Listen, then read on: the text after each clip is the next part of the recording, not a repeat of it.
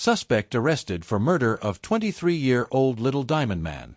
Police have arrested Alex Gonzalez, the primary suspect in the murder of 23-year-old Shiv Prasad, an auto body technician from Little Diamond. Gonzalez was captured around 11 a.m. today following the fatal incident that occurred last night. According to police reports, Prasad was stabbed to death around 10:30 p.m. in the Skull City area after a confrontation with Gonzalez. Earlier that day, the two men had been drinking together when a misunderstanding escalated into a physical altercation. At the time of the incident, Prasad was with a friend, Daimon Ramnarine, when Gonzalez confronted them armed with a knife. In the ensuing struggle, Prasad sustained multiple stab wounds. Ramnarine attempted to intervene but was also attacked and stabbed in the process. Despite his injuries, Ramnarine managed to transport Prasad to the Diamond Diagnostic Center, where Prasad succumbed to his injuries while receiving medical attention. Ramnarine was treated at the facility but later chose to discharge himself to seek care at a private hospital. After fleeing the scene, Gonzalez was apprehended by law enforcement. The investigation into the incident is ongoing as authorities gather more information. Government to expand red beans and black-eyed peas production by 1,000 acres. In a bid to enhance agricultural production and provide farmers with additional income streams, President Dr. Mohammed Irfan Ali announced plans to operationalize 1,000 acres of land for the cultivation of red beans and black-eyed peas by the end of 2025. This initiative aims to bolster production in the Berbice River region. Currently, 77 farmers from Ebony, Kimbia, and surrounding areas are cultivating 663 acres of red beans. President Ali noted that at least 8,000 acres of cultivation are necessary to meet national demand in the initial phase. During an engagement with residents and farmers of Kimbia village, the president explained that each acre is projected to yield approximately 1,600 pounds of red beans. The expansion to 1,000 acres is expected to produce an additional 1.6 million pounds of red beans and black-eyed peas annually, marking a significant transformation from zero production in these savannas to an industry capable of generating millions of pounds of food. This is adding more income to your community, your pocket, and disposable income, President Ali stated, highlighting the government's commitment to supporting farmers who have requested additional land for cultivation.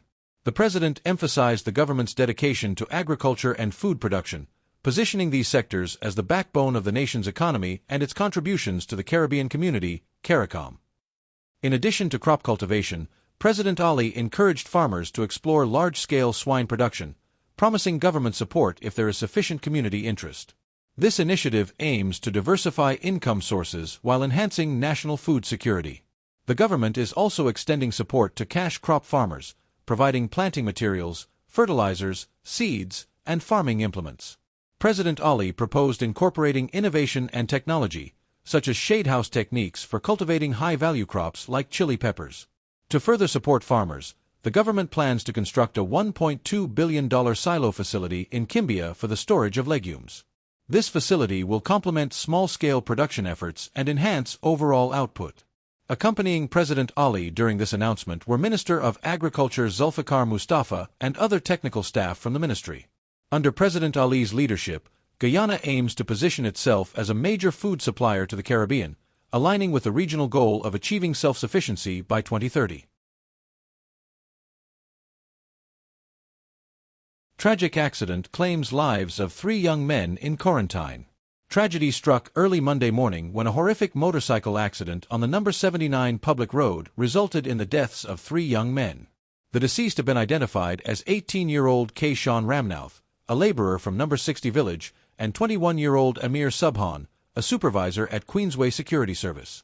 Ramnauth was riding a motorcycle, #CN6641, just after midnight, with 22-year-old Adrian Inzhan as the pillion rider. Reports indicate that Ramnauth and Inzhan were traveling south in the eastern lane at a high speed when Ramnauth allegedly lost control of the motorcycle. They collided with another motorcycle, #CP3158, which Subhan was riding, heading north in the western lane. The impact sent all 3 individuals, both riders and the pillion passenger, crashing onto the roadway, resulting in varying degrees of injury. A witness to the incident rushed to their aid and transported them to the Skeldon Public Hospital while they were unconscious. Upon examination by the on-duty doctor, both Subhan and Ramnauth were pronounced dead. Inzhan, who was also unconscious, was subsequently transferred to the New Amsterdam Hospital for further medical care. Tragically, police have confirmed that Inshaan succumbed to his injuries later that same day. The police are actively investigating the circumstances surrounding the accident, and further updates are expected as the inquiry unfolds. Sir Clive supports President Ali as new head of CARICOM Subcommittee on Cricket. West Indies cricket legend Sir Clive Lloyd has expressed his support for Guyana President Dr. Irfan Ali, following his appointment as the new chairman of the CARICOM Subcommittee on Cricket. The announcement was made by outgoing chairman Dr. Keith Rowley during the final day of the 48th CARICOM Heads of Government meeting in Barbados.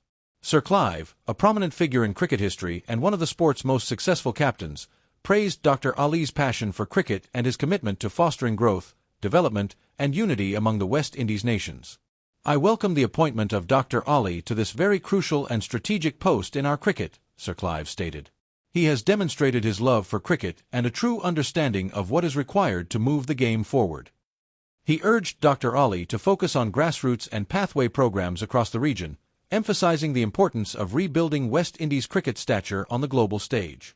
"This is a pivotal juncture in the history of our cricket," Sir Clive noted, referencing discussions about a possible two-tier test system which could pose challenges to the game in the region.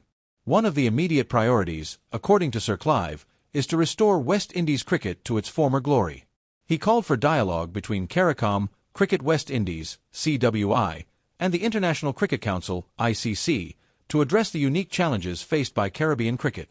"We have to re-establish ourselves as a major player and a force in the game," he said, stressing the need for development initiatives starting at the grassroots level. During the Wyndham Hotel meeting, Dr. Rowley announced that it would be his last CARICOM meeting as Prime Minister of Trinidad and Tobago. He officially handed over the chairmanship to Dr. Ali, marking a new chapter for the subcommittee. "We maintain our interest in the potential for West Indies cricket to remain at a high level internationally," Dr. Rowley stated, highlighting the importance of continued governmental support for the sport. Dr. Rowley also noted that discussions about West Indies cricket had been included in recent heads of government meetings, indicating progress in various areas thanks to talks held in Guyana and Trinidad.